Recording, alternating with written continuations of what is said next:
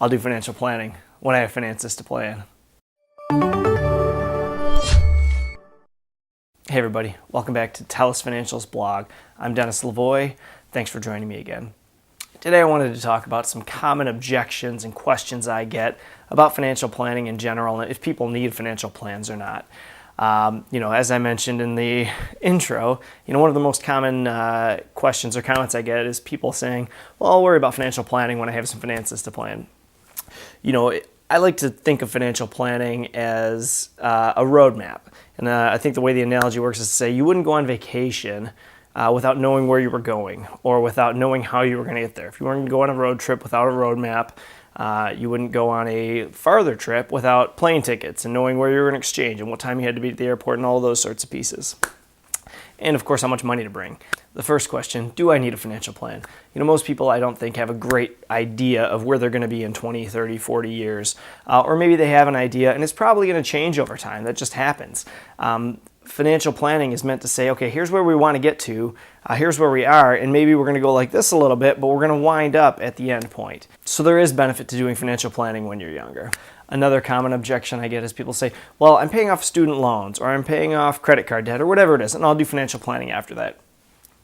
The great thing about financial planning is it involves your finances. So student loan debt, credit card debt, any loans or anything of the sort is all part of financial planning. So if you bake those into your financial planning calculation, they're part of the decision. They should be part of that thought process. You should have a list of all your financial goals, paying off debt, retiring, paying for kids' college, whatever they are. You should have a list. Paying off loans will certainly be in there somewhere, but you should go through the exercise of prioritizing those. Another common objection I get is people say, well, I'm saving to my 401k and my employer does a great match. Isn't that enough? Maybe it is. A 401k is designed, of course, for retirement. So if retirement's your only goal, you may be doing enough. The financial plan will let you know if you're doing enough or not.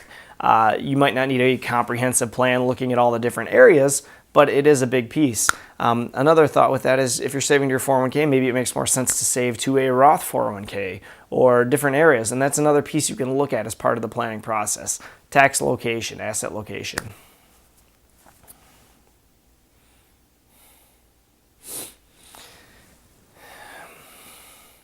Another common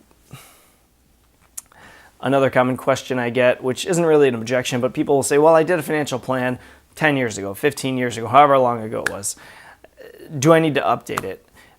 It's worth at least looking at. Maybe you need to update it, maybe you don't. You need to look at what were the assumptions. Has your income changed? Have your objectives changed? Of course, your savings have changed. You need to look at all those pieces and make a decision about should I rerun this plan to update it.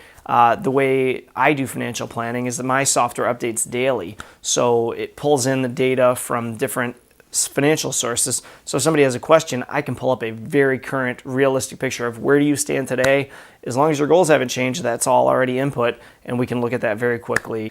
And on the same hand, because a lot of the input's already done through automatic feeds, if we have to make some adjustments, we can do that.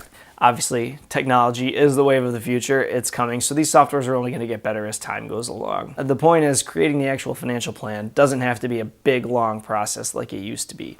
So that's it. Do I think you need a financial plan? Probably. You need to decide for yourself and think about it.